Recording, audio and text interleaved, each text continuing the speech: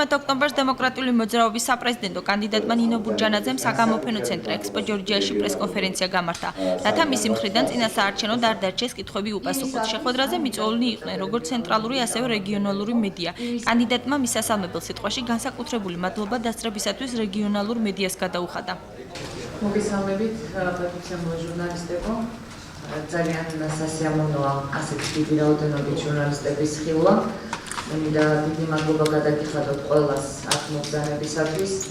საგანგებოდ აღნიშნო, რომ ჩვენ მოვიპატიჟეთ ასევე არა მხოლოდ თბილისში მყოფი ჟურნალისტები, არამედ რეგიონალური მედიის წარმომადგენლებიც. და მინდა მადლობა გადავუხადო მათ იმისათვის, რომ საკმაოდ გზა გამოიარეს, გამოთმაურნენ ჩვენს თხოვნას მათთან შეხვედრის თაობაზე და დღეს ისინი აქ ბრძანდებიან. როგორც აღნიშნეთ, პრესკონფერენციას რეგიონალური მედიაც ესწრებოდა, მათ შორის სამაუწყებლო კომპანია ბოლნელი და ჩვენ ნინო ბურჯანაძეს საქართველოში ერთ-ერთ ყველაზე პრობლემურ საკითხზე დაუსვით კითხვა. მოგესალმებით, ქალაქი ბოლნის სამაუწყებლო კომპანია ბოლნელი ჟურნალისტი ფერდე ტუდიანი. ქალბატონ ნინო, თქვენი გაპრეზიდენტობის შემთხვევაში როგორ აპირებთ იმ პრობლემის დაძლევას, რასაც ქვია უმუშევრობა? მე მაინტერესებს კონკრეტულად როგორ აპირებთ და რა ვადებში შეიძლება მოხდეს? ძალიან დიდი მადლობა. მე მიმაჩნია, რომ ამ პრობლემის მოგვარება შეიძლება მხოლოდ ეკონომიკის გაძლიერებით და ეკონომიკური განვითარების გაძლიერებით და სწორი მიმართულებით ეკონომიკის განვითარებით. მე პირდაპირ ჩავწერე, რომ ძალიან მნიშვნელოვანია, რომ ჩვენ წავახალისოთ ის საწარმოები, რომლებიც არა მარტო ბიუჯეტში ავსებენ, არამედ შექმნიან ახალ სამუშაო ადგილებს, ამისთვის უნდა იყოს სპეციალური წახალისებები. სხვათა შორის ჩვენ შემოვიტანეთ ესეთი ინიციატივაც, რომ გავაძლიეროთ მცირე და საშუალო ბიზნესი, რომელიც ძირითადად არის ესე ვთქვათ დასაქმების წყარო, სადაც ვსაუბრობ იმაზე, რომ მინიმალური ესე ვთქვათ თანხა, რომელიც იბეგრება 100,000-დან 150,000 ლარამდე გაიზარდოს, რაც მისცემს შესაძლებლობას მცირე და საშუალო ბიზნესს, უფრო ესე ვთქვათ, ხო, ალბათ მცირე და საშუალო ორივე შეიძლება ითქვას, რომ გააძლიეროს თავისი საწარმო, რეინვესტირება მოახდინოს, ვთქვათ, მოგების გარკვეული ნაწილისა, რომ გაფართოვდეს საწარმო და უფრო მეტი სამუშაო ადგილები შეიქმნას და რა თქმა უნდა, როდესაც ჩვენ ვლაპარაკობთ კვლავ იმაზე, რომ ქვეყანას უნდა ჰქონდეს სტაბილური პოლიტიკა და მათ შორის ქვეყანას უნდა ჰქონდეს გასაღების სტაბილური ბაზრები, გასაღების სტაბილური ბაზარი ნიშნავს კონკრეტულად უფრო მეტ გადამამუშავებელ საწარმოს, უფრო მეტ, ასე ვთქვათ, ფაბრიკას, რომელსაც აქვს შესაძლებლობა, რომ პროდუქცია აწარმოოს, ხალხი დაასაქმოს, მერე ეს პროდუქცია გაიტანოს და ამით მოგება ნახოს. ეს რა თქმა უნდა არ არის მარტივი პრობლემა, თუმცა ჩვენ გვაქვს აქ უმუშევართა შემწეობებზეც საუბარი, იმიტომ რომ ადამიანებს გარკვეული პერიოდის განმავლობაში უმუშევართა, ასე ვთქვათ, შემწეობა ჩვენ აუცილებლად უნდა მივცეთ და უნდა წავახალისოთ ადამიანების მიერ მუშაობის დაწყება. ნახეთ რა ხდება, როდესაც სოციალურად დაუცველი ადამიანების ოჯახის რომელიმე წევრს უჩნდება იმისი შესაძლებლობა, რომ მან მუშაობა დაიწყოს, თუნდაც მინიმალურ ხელფასზე. ადამიანი დგება დილემის წინაშე, რომ დაიწყოს მუშაობა, მაგრამ ამავდროულად დაკარგოს სოციალურად დაუცველი ადამიანის სტატუსი, მაშინ როდესაც სოციალურად დაუცველის დახმარება და მისი მინიმალური ხელფასი მაინც არ არის საარსებო მინიმუმის ტოლფასი. აი ესეც გადასათვლელია, ციტატა თუ ადამიანი მუშაობას დაიწყებს მერქაქნას და 500, 700, 1000 ლარს მიიღებს, რა თქმა უნდა მისი ოჯახი ვეღარ იქნება სოციალურად დაუცველი, მაგრამ თუ ოჯახი არის 5 წევრიანი, 7 წევრიანი, 8 წევრიანი და ადამიანი პოულობს 100 ლარიან სამსახურს, თუნდაც დროებით და შენ მას ამიტომ სოციალურად დაუცველთა რიგებიდან იღებ, ეს რა თქმა უნდა ასევე არ არის სამართლიანი. გარდა ამ საკითხისა, ნინო ბურჯანაძემ ისაუბრა წინასაარჩევნო პერიოდზე და საკუთარ საარჩევნო პროგრამაზე. განაცხადა, რომ მისი გაპრეზიდენტების შემთხვევაში მოხდება აგრარული სექტორის გაძლიერება. რეგიონებში ადგილებზე აშენდება მიკროგადამამუშავებელი ქარხნები, რათა გლეხობას გაუმჯობესდეს პირობები.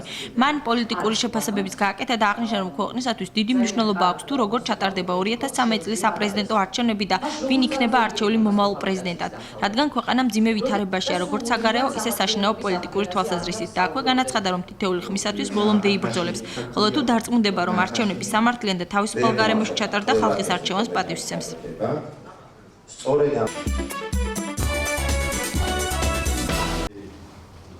პარასკევს კომპანია ერემჯი ჯგუფმა ბოლნისის გამგეობის შენობაში შეხვედრა გამართა სტუდენტებთან. მათ კანონმდებლობით გათვალისწინებული საყდრისის საბადოს წიაღისეულის რესურსებით ათვისებისა და მადანის გროული გამოხატვის საწარმო უბნის ექსპლუატაციის შედეგად გამოწვეული გარემოზე ზემოქმედების შეფასების ანგარიში წარუდგინა.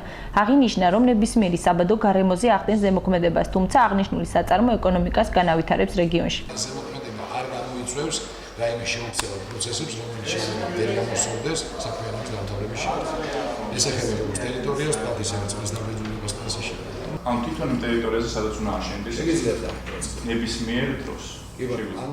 სტუდენტებმა საყდრისის საბადოსთან დაკავშირებით უარყოფითი დამოკიდებულება გამოხატეს. მათი თქმით, ეკონომიკას ისტორია არ უნდა შეეწიროს. მოგიხსენებათ, კულტურისა და ძეგლთა დაცვის სამინისტრომ საყდრის კულტურული მემკვიდრეობის სტატუსი მოუხსნა.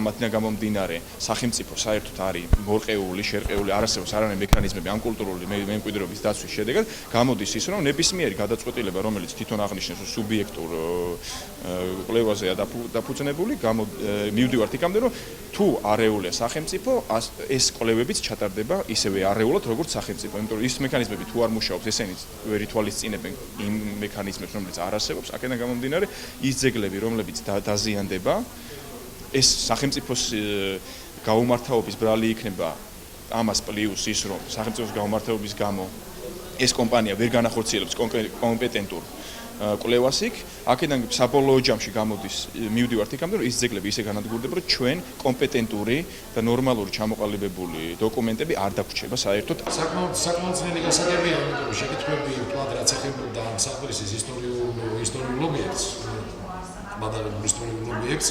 შეკითხვები ისეთი იყო დასკვნილი, რასაც კომპანიის პოზიცია გააჩნია. კომპანიის პოზიცია იყო ერთი. თავიდანვე რომ გადაწყვეტოს ამ სახელმწიფო მიიღოს გადაწყვეტილება და იქნას უფრო ზუსტად შეფასებული. არ არსებობს ალტერნატივა, არის ვარიანტები, არჩევა ასე ვთქვათ, ეს ისტორიული ობიექტი და მაშინ კომპანია მიდის ამ საბადოდან, აკადემიური, სოციალური და ფინანსური შედეგებით, და ვთქვათ, განიხილება ვარიანტი, რომ შევინარჩუნოთ ინფორმაცია ისტორიულ ობიექტზე, იქ არსებული არტეფაქტები გადავიტანოთ ბოლნისის მუზეუმში, ან სხვაგან სადმე კომპანიამ შექმნა სამუზეუმო სივრცე და არ დავგაკვირდეთ ეს ინფორმაცია. წინააღმდეგ შემთხვევაში ჩვენ აღმოჩნდებით. შეხვედრის დასრულების შემდეგ ახალგაზრდებმა დარბაზიდან გარეთ გადაინაცვლეს და მუნიციპალიტეტის შენობის წინ მცირე აქცია გამართეს, სადაც კულტურისა და ძეგლთა დაცვის სამინისტროს გადაწყვეტილებას აპროტესტებდნენ. ჩვენ ვაპროტესტებთ რასაც მივიღებთ შედეგად. ჩვენ აღარ დაგვრჩება აღარც ისტორია, აღარც კულტურა და სამწუხაროა, რომ ეკონომიკა დგას უფრო წინ, ვიდრე საქართველოს კულტურა და ისტორია და ეკონომიკას აქვს თავისი ადგილი და ამ კულტურით და ისტორიით ჩვენ შეგვიძლია განმოვითაროთ ტურიზმით თქვათ და ამით შემოვიდეს საქართველოს სახელმწიფოს შემოსავალი და მე კიდევ ერთხელ ეჭქვას ვაყენებ, რომ ის ყველაფერი რაც აქედან შემოდის, რამდენად უმგებიანია სახელმწიფოსთვის ეს ძალიან დიდი ეჭვმეპარება ამაში და ვფიქრობ, რომ ეს ძეგლი არის მსოფლიო მნიშვნელობის, მართლაც მთელი მსოფლიო იმაყებდა ასეთი აღმოჩენით და ქართულმა ხალხმა საკუთარი ხელით არ უნდა გავანადგუროთ ჩვენი ისტორია. სულ არსებითია იმით, რომ ჭუხია კარიერის მიუხედავად ყველაფრისა, კომპანიას უფლება აქვს საყდრისის ტერიტორიაზე მუშაობის დაწყების, თუმცა ჯერჯერობით არ არის ცნობილი თუ როდის დაიწყება მადანის მოპოვების სამუშაოები, ხოლო აღნიშნულ ტერიტორიაზე აღმოჩენილი უძველესი და საინტერესო ნივთები გადატანილი იქნება ბოლნისის მუზეუმში, სადაც შეიქმნება სამუზეუმო სივრცე.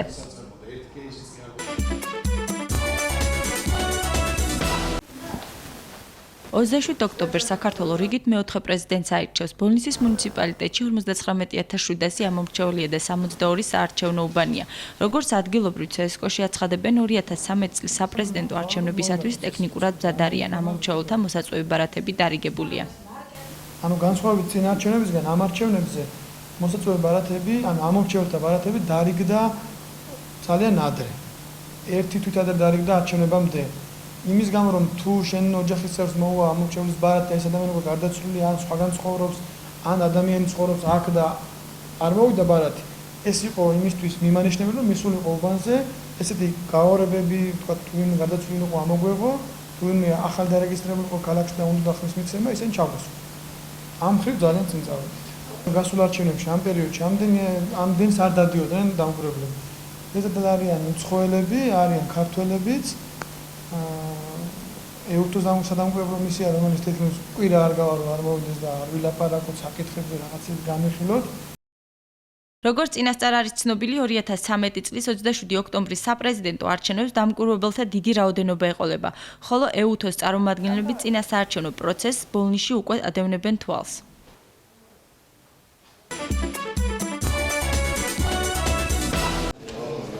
მიმდინარე კვირას ბოლნისში გამგეობის საკონფერენციო დარბაზში არასამთავრობო ორგანიზაცია სენმა ქვემო ქართლის რეგიონში სოფლის მეურნეობის განვითარების საკითხებში ჩართულ დაინტერესებული მხარეების საკოორდინაციო შეხვედრა გამართა.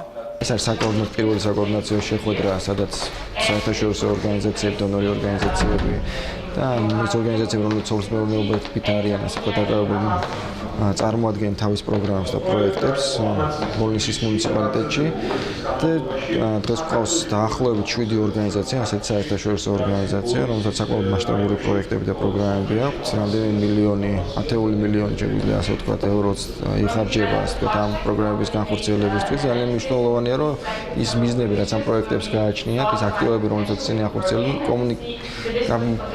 კომუნიკირებული იყოს მოსახლეობასთან. აქ არიან მოწვეული ის საერთაშორისო ორგანიზაციები, დონორი ორგანიზაციები, რომლებიც ჩვენს რეგიონში მუშაობენ, ზოგი ბოლნისის რაიონში, ძირითადად ქვემო ქართლში. შეხვედრის მიზანია ინფორმაციის გასვლა და გამოცდილების გაზიარება ქვემო ქართლის რეგიონში მიმდინარე სახელმწიფო, საზოგადოებრივი და კერძო ინვესტიციების შესახებ სოფლის მეურნეობის სფეროში. დაინტერესებულ მხარეებს შორის თანამშრომლობის კონკრეტულ გეგმებზე შეთანხმება და შესაძლებლობების განხილვა რეგიონის მოწყვლადი ჯგუფებისათვის ხელსაყრელი გარემოს შესაქმნელად.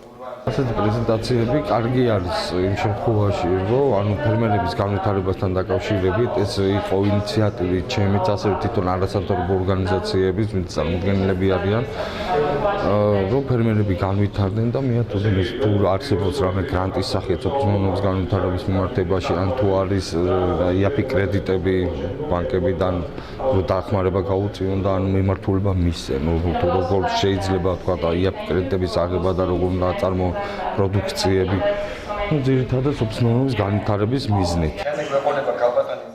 შეხვედრა ორგანიზებულია სოფლად მცხოვრები ქალების შესაძლებლობებისა და როლის გაძლიერება მდგრადი სოფლის მეურნეობის განვითარებისათვის პროექტის ფარგლებში, რომელიც ხორციელდება ავსტრიის განვითარების სააგენტოს მხარდაჭერით.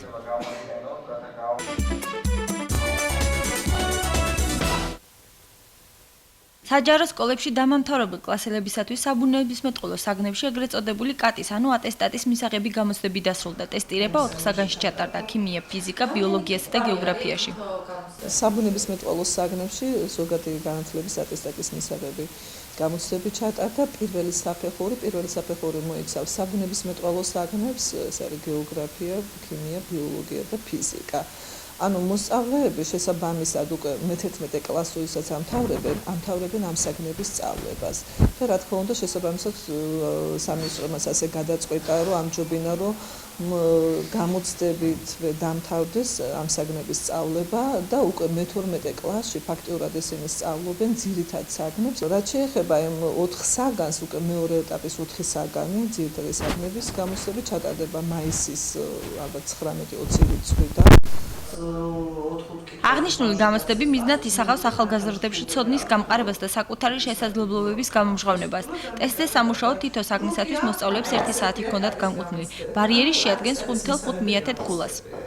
გამოცდები კარგი იყო და კაია, იმიტომ რომ ბავშვი მიხვდება, ანუ რა იცის და რა არა. და თან ის რა ქვია, ანუ ეს კომპიუტერთან გამოცდა იმიტომ არის კარგი, რომ ანუ არავის არ ხარ დამოკიდებული, მარტო შენ თავზე ხარ დამოკიდებული და უფრო მიხვდები რა, აი, ანუ რა სფეროში გინდა რომ წახვიდე. ძნელი იყო, რაც თავარია, ძალიან ობიექტურად ჩატარდა ის გამოცდები, ყველაფერი კარგი იყო. ყველაზე მეტად რომელი გაგიჭირდა? ფიზიკა გამიჭირდა. როგორც ნომერ 1 საჯარო სკოლის დირექტორმა და მოსწავლეებმა განაცხადეს, ყველაზე მეტად ფიზიკის გამოცდა გაუძნელდათ. რამოდენიმე ჩაიჭრა კიდეც, თუმცა მათ შესაძლებლობა ექნებათ გაზაფხულზე ხელახლა გაიარონ ტესტირება. მოსწავლე, რომელიც რომელიმე საგანში ბარიერს ვერ გადალახავს, მას არ მიეცემა საშუალო სკოლის დამამთავრებელი ატესტატი. მე-12 კლასელებს გამოცდები კვლავ ექნებათ მაისის თვეში, ამჯერად ქართულ, მათემატიკა, ისტორიასა და უცხო ენაში.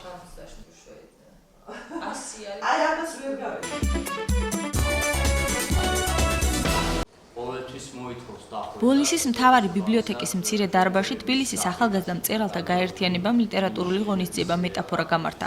აქვე ინტერნეტ პორტალის პრეზენტაცია მოაწყვეს, სადაც ნებისმიერ მსურველს შეუძლია დარეგისტრდეს და დაეუფლოს წერის კულტურას. ეს პორტალი არის მთელი საქართველოს ახალგაზრდების გამაერთიანებელი ადგილი, სწორედ მხოლოდ ამიტომ შეიქმნა. ასევე ჩავდეთ e-learning-ის ელემენტები, გვაქვს ელექტრონული ონლაინ ტესტები, მათთვის ქართულის სხვადასხვა საგნებში 6 ელექტრონული ლექსიკონი გვაქვს ბიბლიოთეკა, სადაც შეუძლია ახალგაზრდებს დაჯდეს და ბევრი იკითხოს. ჩვენ ვცდილობთ, რომ ყოველდღიურად შევავსოთ ბიბლიოთეკის მარაგი ქართულად არის, დიახ. ჩვენ ასევე გვაქვს გეგმაში, რომ ჩავწეროთ ლექციები. ჯერჯერობით ჩვენ ინფორმაციას მოვარდნით, რომ ესე იგი დარეგისტრირდნენ ჩვენს პორტალზე. შემდეგ ჩვენ განვიხილავთ მას ნაწარმოებებს და შესაბამისად ანითარგმნებიან, თქვათ თუ აზერბაიჯანულად წერენ ქართულად და შემდეგ სხვადასხვა თბილისის ორგანიზაციებში აუცილებლად გამოგვეყოლებიან. ახალგაზრდა მწერალთა გაერთიანების სტუმრობის მთავარი მიზანია ქვემო ქართლში ბოლნისის მუნიციპალიტეტის სოფლებში აღმოაჩინონ ახალგაზრდა და ტალანტები, როგორც ეთნიკურად ქართველები, ისე აზერბაიჯანელი დამწყები მწერლები და პოეტები. შეუწყონ მათ ხელი განვითარებაში და გააცნონ ურთიერთ ლიტერატურა. მე როგორც მცირე ნაწილების ავტორი მომწონს პროექტი და ვიმედოვნებ, რომ გასტოლების გაწევრიანება ჩაიყვება და ნაყოფიერი იქნება და ჩემნაირ წერას ამას კატალოგში მოვუწოდებ, რომ დაინტერესდნენ და ხმამოკიდებას. შეხვედრის დასასრულს დამსწრეს საზოგადოებას ორგანიზაციამ დაურიგა წიგნების საჩუქრად, როგორც ქართულ, ისე აზერბაიჯანულ ენაზე, ორივე ერის მწერალთა შემოქმედება. თბილისის ახალგაზრდა მწერალთა გაერთიანება მსგავს შეხვედრას მთელი საქართველოს მასშტაბით გეგმავს.